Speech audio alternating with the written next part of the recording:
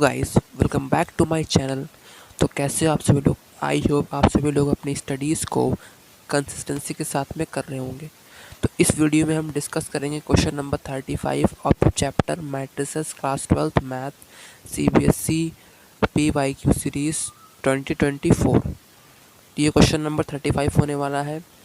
तो देखते हैं क्वेश्चन नंबर 35 हमसे क्या कह रहा है कि इफ़ ए 3x3 ऑर्डर की हमारे पास एक मैट्रिक्स गिवन है। कैसी मैट्रिक्स है ये आपके पास? एक स्क्यू सिमेट्रिक मैट्रिक्स है। Then the value of 2a minus B plus सी।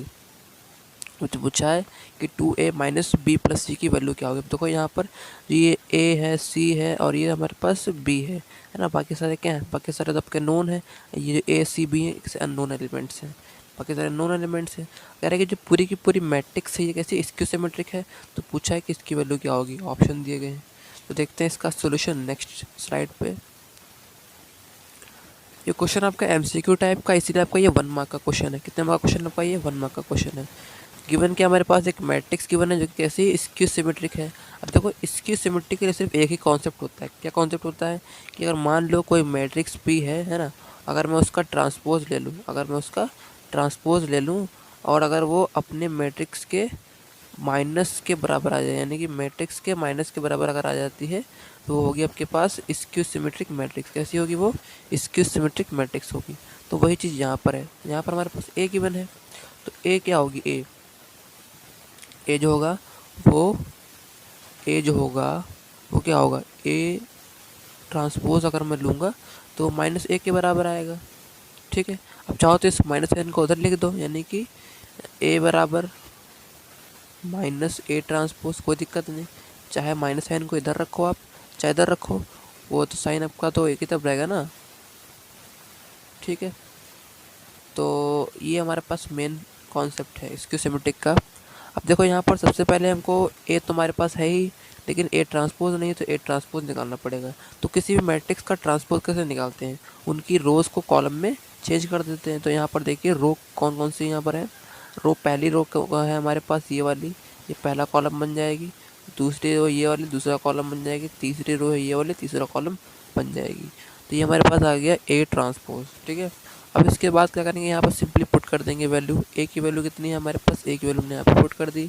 फिर है माइनस ऑफ ए ट्रांसपोज, यानी कि माइनस इसके अंदर इसके अंदर क्या करेंगे हम? माइनस का मल्टीप्लाई करेंगे अंदर, यानी कि माइनस का अगर मैं यहाँ पर ए ट्रांसपोज लूँ तो इधर भी क्या करना पड़ेगा? माइनस से मल्टीप्लाई करना पड़ेगा अंदर।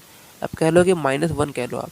तो -1 के अगर मैं मल्टीप्लाई करूँगा सारे एलिमेंट्स के अंदर तो क्या होगा कि ये हो जाएगा ए है, यहाँ पे हो जाएगा -a, ये b है तो ये हो जाएगा -b, ये 1 है तो ये हो जाएगा -1, ये c है तो ये हो जाएगा -c, ये 0 का 0 ही रहेगा, -5 का +5 हो जाएगा, -1 का 1 हो जाएगा, 5 का -5 हो जाएगा, 0 का 0 ही रहेगा।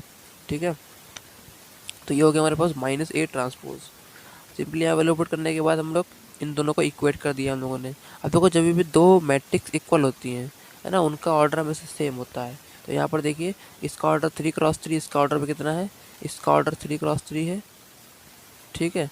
इसका ऑर्डर भी 3x3 है। हमेशा ध्यान रखना कि जब भी दो मैट्रिक्स इक्वल होती हैं तो उनका ऑर्डर हमेशा सेम होता है, हमेशा इक्वल होता है। अब देखो जब भी ऑर्डर इक्वल हो या मैट्रिक्स इक्वल होते तो क्या होता है कि उनके करस्पॉन्डिंग एलिमेंट्स भी इक्वल होते हैं। तो यहाँ पर ए है, इसका करस्पॉन्डिंग एलिमेंट क्या है? -a है, तो ए बराबर -a हो जाएगा। फिर उसके बाद सी जो है उसका करस्पॉन्डिंग एलिमेंट क्या है? -b, तो सी बराबर -b हो जाएगा। ठीक है। अब यहाँ पर गौर से देखिए जो b है वो किसके बराबर हो जाएगा? -c के बराबर हो जाएगा। अब चाहो तो जो ऊपर हम लोगों ने लिखा है ना c बराबर -b, है ना, c बराबर -b लिखा हुआ है। और जो b इज इक्वल टू क्या है? b इज इक्वल टू है आपका -c। तो अगर मैं b is equal to -c रखूँ, अगर मैं c को साइन का इधर रख दूँ तो c बराबर -b, तो वही चीज़ तो आ जाएगी। यानी कि कुल मिलाकर के हमारे पास दो इक्वेशन बनेंगी मेन, एक ये वाली है, एक ये वाली है। सिंपली यहाँ पर अगर मैं a को इधर ले जाऊँ +a, यानी कि a + a 2a बराबर 0, यानी कि a बराबर 0 आ गया। ठीक है। अब यहाँ पर देखो सिंपली अब जो भी उनको पूछा है उसमें वैल्यू पुट कर देंगे। तो 2 × 2a यानी कि 2 × 0, 2 × 0 मैंने यहाँ पर रख दिया, माइनस b + c। अब यहाँ पर b की वैल्यू चाहो तो रख दो, चाहो तो c की रख दो वैल्यू।